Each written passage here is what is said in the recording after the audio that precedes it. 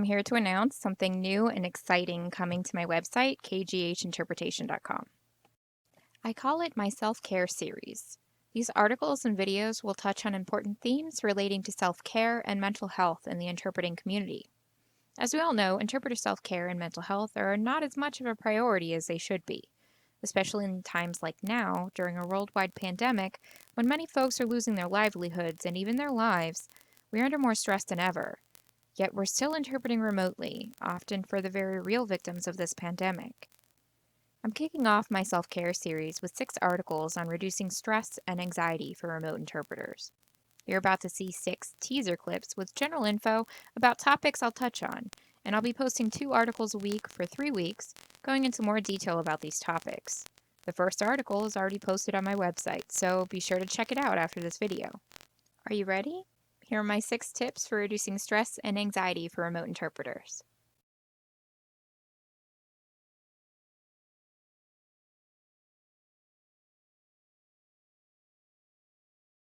Ma'am, you have what's called a low-grade squamous intraepithelial lesion. Oh, crap. How do I say that?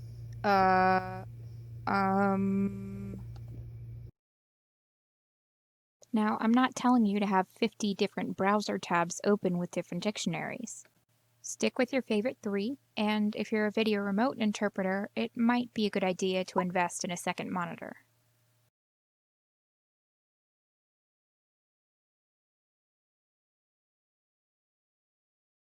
This is a very fancy digital call flowchart that I created, but you can do yours on a sheet of paper or in your program of choice.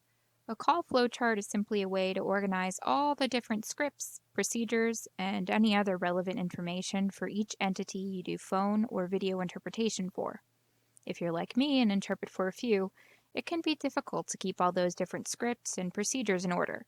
So this is a great way to keep yourself organized and in control of the situation, in case anything unexpected happens.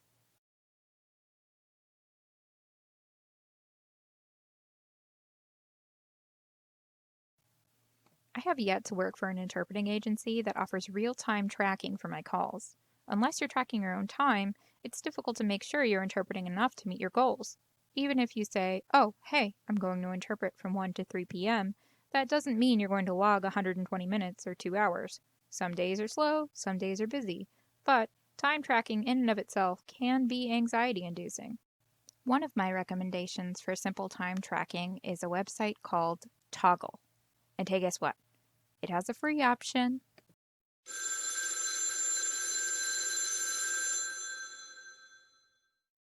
So you're sitting there, waiting patiently for a call to come in. You're just minding your own business, ready to interpret, when all of a sudden...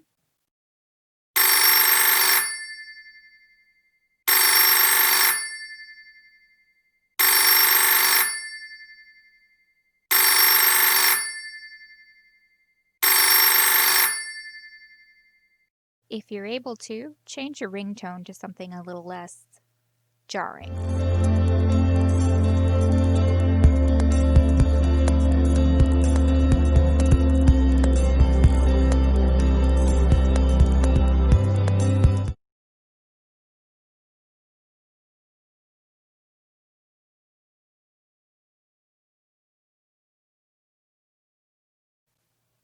Having what you need at hand can minimize your stress, like pens, paper for note-taking. Water are your non-alcoholic drink of choice. Lip balm is optional, but highly recommended. Calming Chinese pastoral scene, also optional. Or is it? A closed door. Something to keep people out of your hair. Okay, maybe not that. I'm working on getting a light to hang outside of my office door that I could switch on from the inside, kind of like one of those on-air lights.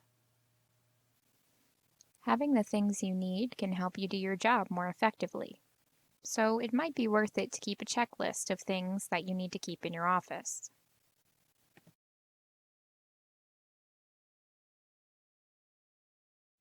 Oh man, look at this poor guy. He's so stressed out. We all get like this sometimes, no matter how hard we try to prevent it. It's important for you to have some relaxation techniques in your pocket for times like these. Self-care is essential, and I hope the last part of my series of articles on minimizing anxiety and stress during remote interpretation will be a jumping-off point for an extended discussion on interpreter self-care. Remember, this is just a preview. For the full series, be sure to go to my website, kghinterpretation.com, and be sure to subscribe to receive articles straight to your inbox. Be sure to subscribe to me on Patreon. While I occasionally post interpreting practice videos here on my YouTube, don't forget to subscribe to me on here too, I currently have over 6 hours of interpreting practice videos exclusive to my Patreon, including both closed captioned language neutral, English only videos, and English to Spanish videos. New videos are added every week.